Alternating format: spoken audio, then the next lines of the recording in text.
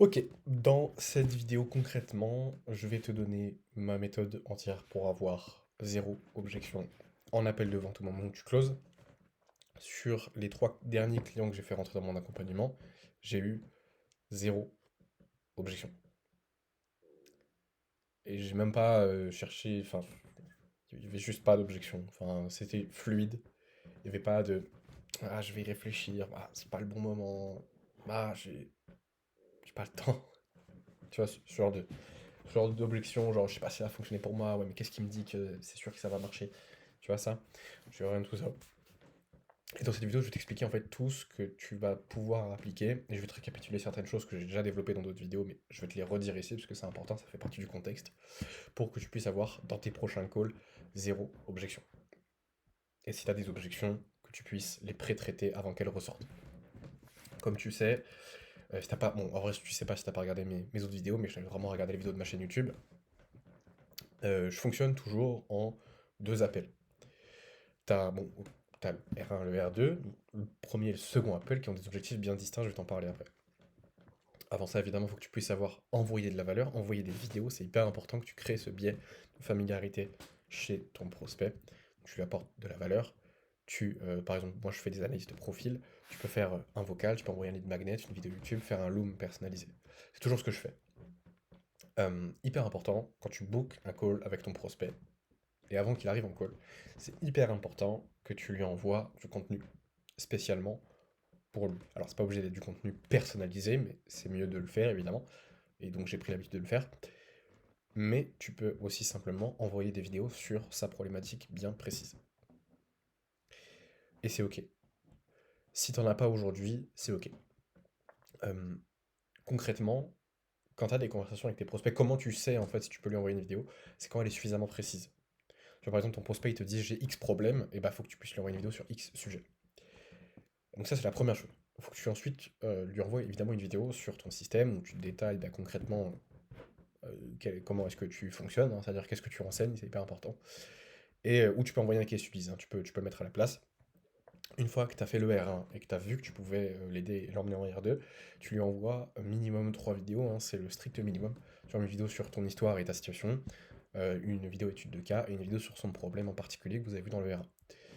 Et après, dans le R2, tu closes concrètement. Donc voilà, ça c'est le système d'un point de vue global, mais quelle est la différence majeure entre le R1 et le R2? Donc le R1, concrètement, l'objectif, hein, on pourrait s'arrêter là, hein, c'est juste voir si tu peux l'aider.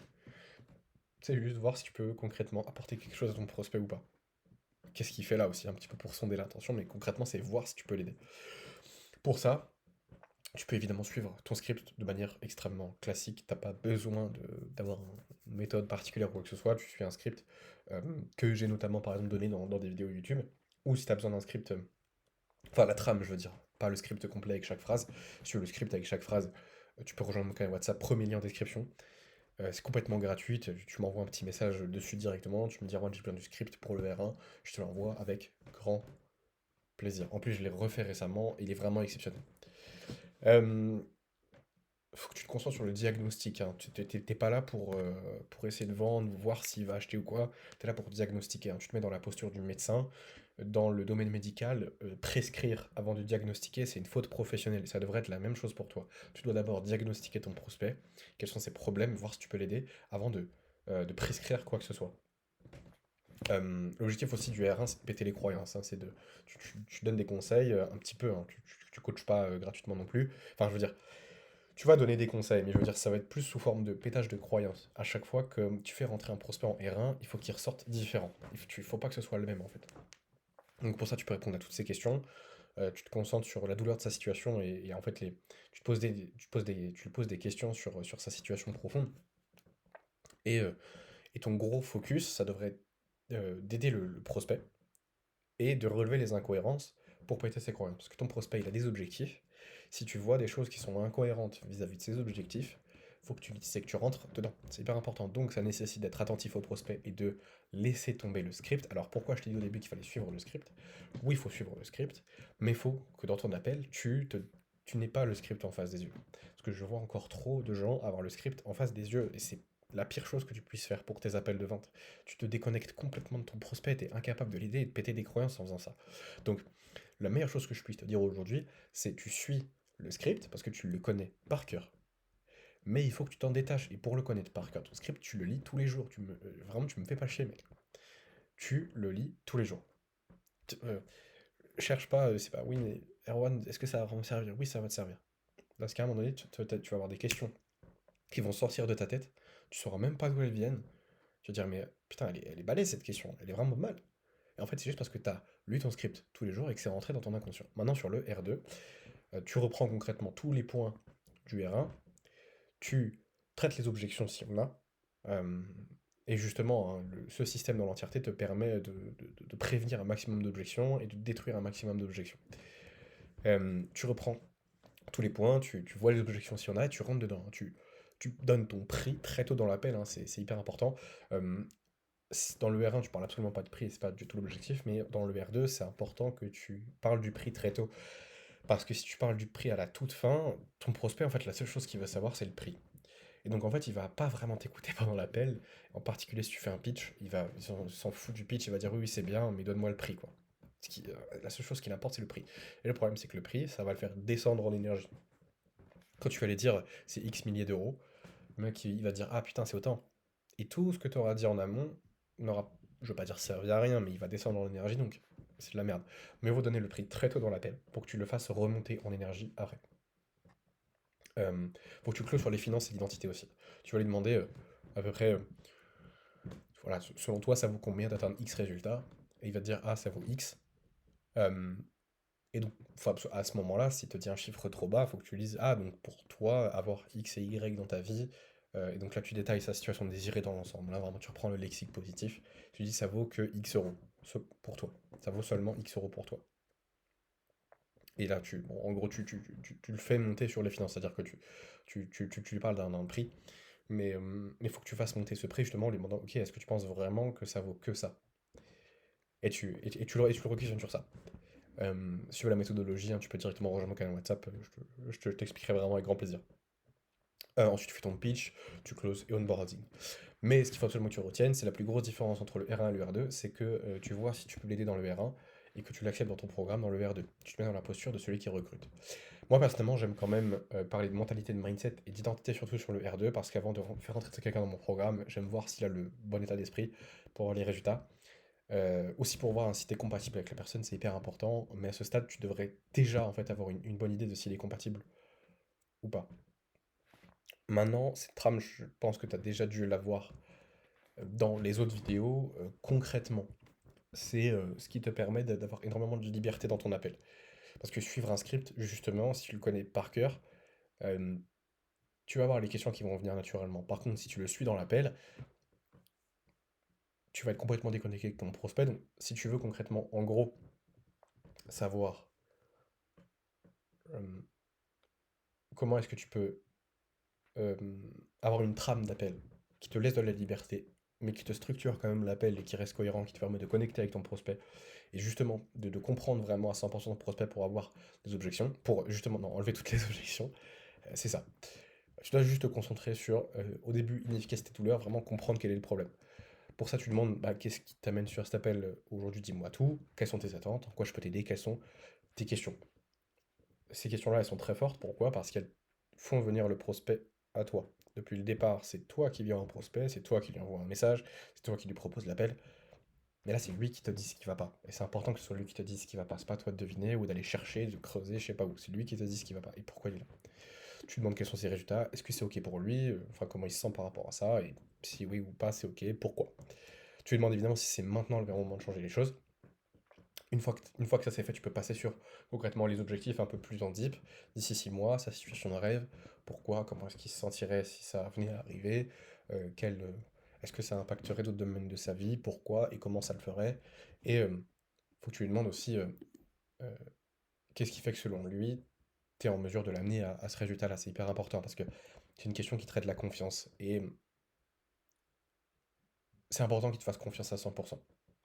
Mais pour être franc avec toi, euh, on peut se dire que oui, tout se passe dans le R2, c'est le closing dans le R2. Non, non. 80% de ce qui se passe dans le. Enfin, 80% du closing, c'est ce qui se passe dans le R1.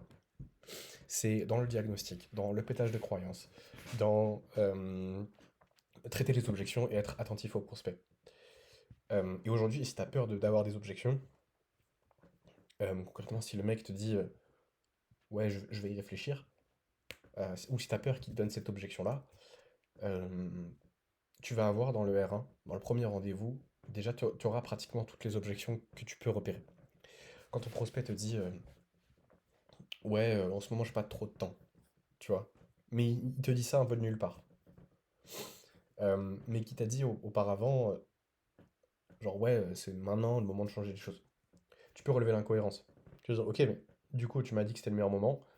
Qu'est-ce qui fait que c'est le meilleur moment, sachant qu'aujourd'hui, tu as problème de temps. Et là, il va t'expliquer, non, non, mais c'est vraiment le meilleur moment, etc. Et là, c'est important que tu l'ancres sur cette identité-là. Il t'a dit, c'est le bon moment, oui, c'est le bon moment, même si j'ai X, Y, Z dans le R2, il va peut-être te dire, non, mais c'est pas le bon moment parce que j'ai X, Y, Z. Donc c'est important que tu fasses ce travail-là. À ce moment-là, tu peux lui dire quelque chose du genre, et ça marche très bien, c'est de la programmation neurolinguistique.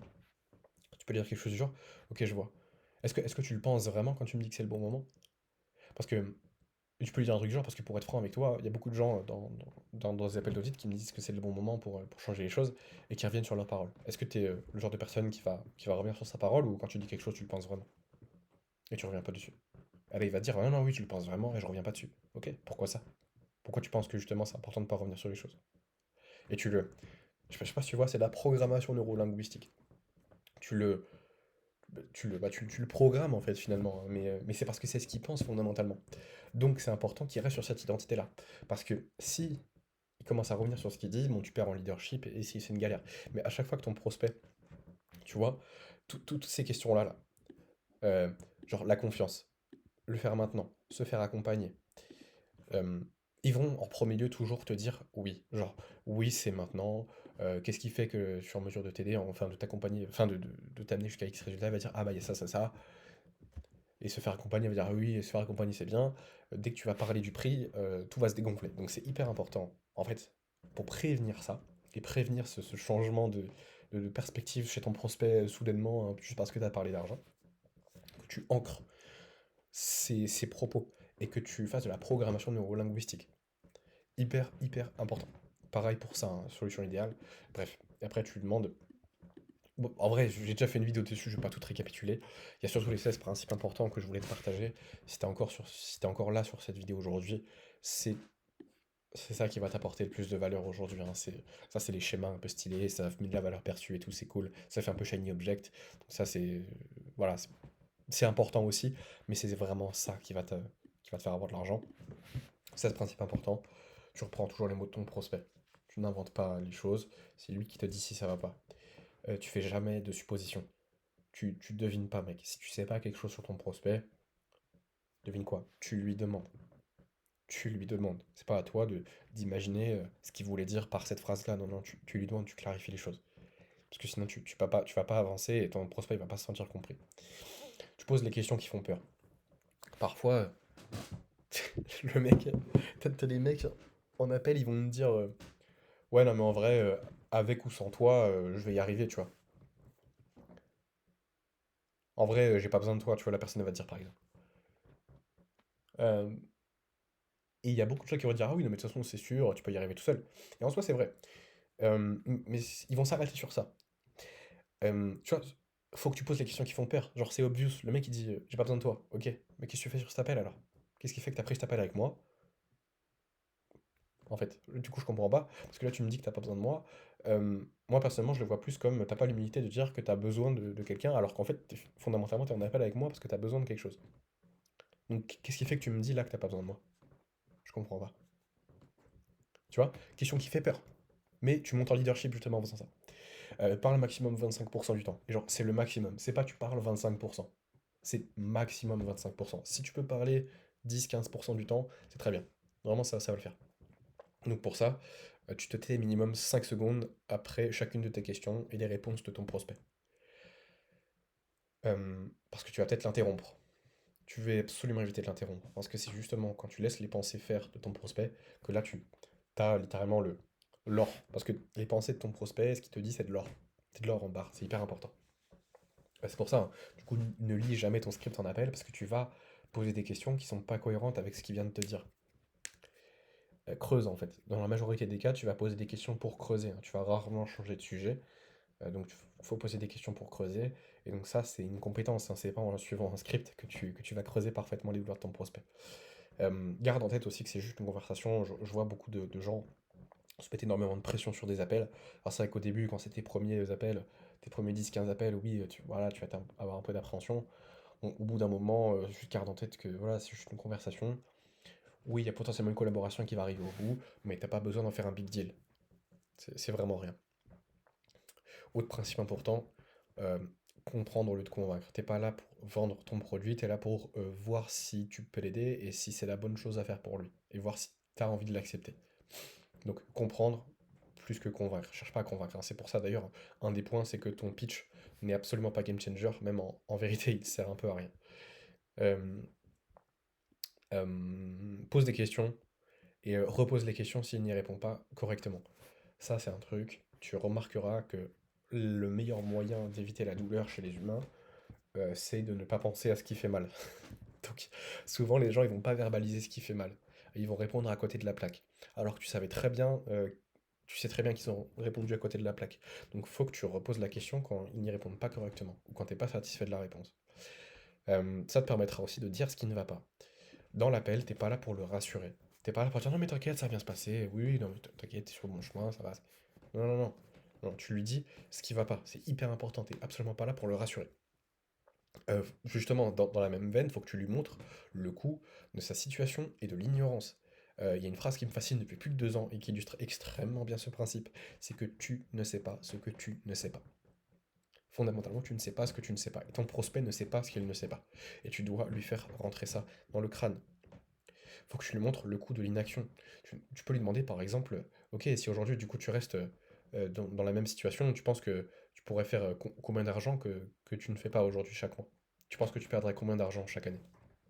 Tu vois par exemple, moi je suis souvent au téléphone avec des prospects qui me disent oui, moi j'aimerais bien faire entre 3 000 et 5 000 euros par mois, et là bon j'ai déjà fait une vente, mais concrètement c'est pas concret.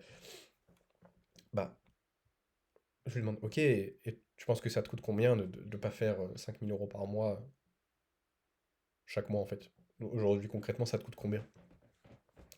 Et il va me dire ah bah ça me coûte X milliers d'euros chaque mois. Ok.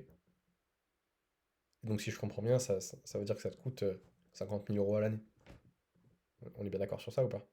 Ouais, ok. Tu te sens comment vis-à-vis de perdre 50 000 euros chaque année? De cette manière-là, tu lui montres le coût de l'inaction en fait, hein. Tu perds 50 000 euros à l'année. Et si jamais il a du mal à admettre ça, genre tu lui dis, mais mec, tu ne sais pas ce que tu ne sais pas, tu n'as aucune idée de tes zones d'ombre et des endroits que tu ne connais pas, des choses que tu ne connais pas. Et je sais que c'est difficile à conceptualiser comme idée, mais tu ne sais pas fondamentalement ce que tu ne sais pas. Et c'est important qu'ils comprennent ça. Euh, Point, du coup, je reviens dessus, ton pitch n'est pas game changer, hein. D'ailleurs, le pitch, ça a plus tendance à endormir que hyper un prospect, en particulier si tu donnes le prix après le pitch. Ne rassure jamais ton prospect, donc ça je te l'ai dit. Le OK, c'est ton meilleur ami. Quand ton prospect il te dit quelque chose, évidemment, tu laisses un blanc de 5 secondes et tu fais OK. Et c'est tout, mec. Donc le OK, c'est ton meilleur ami. Parce que souvent, en fait, si tu veux, pourquoi je te dis de dire OK, c'est pour que tu évites de rebondir sur ce qu'il te dit, mais genre un truc qui sert à rien. Genre le mec te dit ouais, j'ai fait 1 000 euros, par exemple, si t'es dans la niche business. Moi, je vais dire OK. Et je sais qu'il y a beaucoup de gens en appel qui vont te dire ah putain, t'as fait 1 000 euros, c'est bien déjà, pas mal, c'est bien, belle progression, mec. Bah là, c'est sûr qu'il va jamais venir avec toi, le gars. Mec, si tu le rassures, c'est de la merde. Genre, juste, le mec dit ok. Dis ok, et ne fais pas de commentaires sur ce qu'il dit. Et à chaque question, le plus souvent possible, tonalité descendante. Ce qui est une différence entre, par exemple, quand tu vas cadrer ton appel, tu vas lui dire, bon voilà, l'objectif de l'appel c'est X, Y, Z, et voilà, de voir comment je peux t'aider, et si je vois que je peux t'aider, on se programmera un second appel pour voir si le programme te correspond et si j'ai envie de travailler avec toi. Est-ce que c'est bon pour toi? Donc, tu as le est-ce que c'est bon pour toi et le est-ce que c'est bon pour toi? C'est la même question, mais c'est pas du tout la même chose. T'as le est-ce que c'est bon pour toi qui demande de la validation extérieure, et t'as le est-ce que c'est bon pour toi qui juste tu poses ton cadre. Et donc, il faut vraiment que tu fasses la big différence entre les deux. La tonalité descendante incarne le leadership, incarne la personne qui est capable de guider. Et donc, quand tu as un prospect en appel qui va potentiellement travailler avec toi, qui cherche un leader, un guide, un mentor, quelqu'un qui est capable de lui résoudre ses problèmes et de lui dire ce qui va pas sans passer par quel chemin, bah tu veux avoir une tonalité descendante. Ça veut pas dire faire une voix grave. Ça veut pas dire tu vas parler comme ça, là, non, ça c'est ridicule. Tu parles avec ta voix normale, simplement à chaque fin de phrase, tu as une tonalité descendante, comme je viens de faire. Voilà, concrètement, c'était les 16 principes les plus importants pour le closing et pour que tu te prennes en fait zéro objection à la fin de l'appel. Je tiens aussi à préciser, ce qui fait que tu auras le moins d'objections possible, c'est ce qui se passe avant les appels et entre les deux appels. Donc c'est souvent le contenu, mais c'est aussi la première impression que tu as laissée. Maintenant, si tu veux avoir le moins d'objections possible à la fin de ton appel et au moment où tu as pitché le prix, euh, bah c'est dès que tu vois une potentielle objection, tu fonces dedans. T'attends pas, mec. Parce que si t'attends l'objection, elle va te sortir à la fin dans tous les cas. Voilà. Rejoins mon canal WhatsApp. Et si t'es jusqu'à là, c'est cool. Envoie-moi un petit message sur WhatsApp.